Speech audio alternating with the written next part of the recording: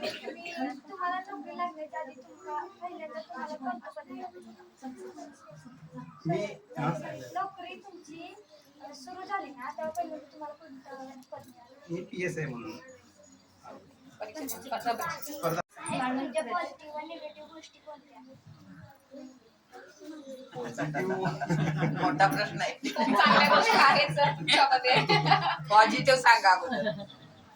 Positive म्हणजे स्वतःच्या मुलांबरोबर इतरांनी प्रगती करावी, चांगलं शिक्षण घ्यावं, खेळामध्ये प्रावीण्य मिळवावं किंवा शिक्षणामध्ये प्रावीण्य मिळवावं आणि चांगल्या अचिव्हमेंट त्यांनी प्राप्त कराव्यात हे मला सर्वांपासून अपेक्षित आहे.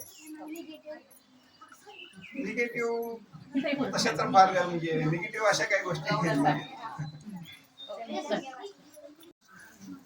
FIR म्हणजे फर्स्ट इन्फॉर्मेशन रिपोर्ट, जे की एखादी घटना घडल्यानंतर पहिल्यांदा पोलिसांपर्यंत आपण जी म्हणणं सांगायला जातो आणि ते पोलीस एका तुमचं स्टेटमेंट म्हणून लिहून घेतलं जातं, त्याला FIR म्हणतात. तुमचा पोलीस सेवेत काय उपयोग? शिक्षणाचा पोलीस खात्यात काय कोणत्याही खात्यामध्ये अगदी शेती करत असणाऱ्या माणसालाही शिक्षणाचा उपयोग होतो. निश्चितपणे आपल्याला साक्षर झाल्यानं शिक्षण घेतल्यानं सर्व आपल्या जेवढं शिक्षण जास्त तुम्ही वेगवेगळ्या जे प्रकारचं शिक्षण घेतलं त्याचा निश्चित फायदा होतो आपल्याला. कम्प्युटरचं घ्या किंवा इतर कुठलंही शिक्षण घ्या त्याचा फायदाच आपल्याला होतो. महाराष्ट्रामध्ये सध्या महाराष्ट्रात काय देशामध्येच समस्या मोबाईलची एक समस्या आहे, जी की मुलं आता मोबाईलला जास्त महत्त्व देतात आणि त्याच्यामध्ये आपला तासन तास रील्स बघणं किंवा इतर व्हिडिओ बघणं याच्यामध्ये वेळ घालवतात. तर ते न करता तुम्ही जे मोबाईलमध्ये गेम वगैरे खेळता त्याऐवजी तुम्ही मैदानावरती गेम खेळला तर तुम्ही शरीर होतात आणि पुस्तक वाचन केलं तर तुम्हाला ते अधिक जास्त आत्मसात होईल.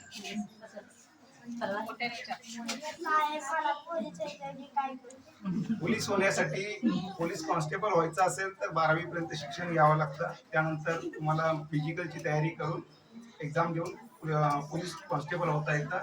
हे जर अधिकारी व्हायचं PSI व्हायचं असेल तर ग्रॅज्युएशन 15वी पर्यंत शिक्षण घ्यायचं आणि त्यानंतर तुम्हाला APSCच्या एक्झाम द्यावा लागतात आणि 15वीच्या शिक्षणानंतर PSI पण होता येतं, अगदी DYSP IPS सुद्धा तुम्हाला होतं.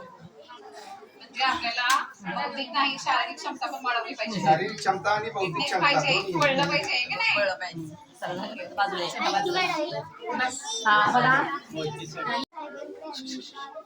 सायबर क्राईम म्हणजे एखाद्या अशा मोबाईलवरती वेगवेगळे ॲप्स वगैरे असतात, त्याच्यातून एखाद्या फोटो वगैरे असतात, तर ते फोटो एडिटिंग वगैरे करून घेतात, फोटो मॉर्फ केले जातात, कुणाला पाठवले जातात, कुणाचं तर शरीर वेगळं असतं आणि चेहरा वेगळाचा चिटकावून हे केलं जातं किंवा सायबर क्राईम मध्ये खूप प्रकार आहेत. ऑनलाईन पैशाचे फ्रॉड केले जातात, बँक अकाउंट्स हॅक करून त्याच्याद्वारे सुद्धा तुम्हाला मी कुठं तर पोलीस खात्यातून बोलतोय म्हणून असं फ्रॉड माणसं फोन करतात आणि तुमचा OTP वगैरे नंबर मागतात.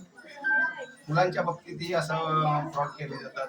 आपलं वेगवेगळे क्लिप्स वगैरे बनवून किंवा हे केले जातात, सायबर क्राईम म्हणतात. जे मोबाईलचे आणि नेटचे कनेक्टेड आहे ते सायबर मध्ये. म्हणजे ऍक्च्युली आता ते मीडियामध्ये किंवा बातम्यांमध्ये सायबर क्राईम हा शब्द बऱ्याच वेळा येतो ना, त्याच्यामुळे तिला वाटलं असेल. सर धन्यवाद.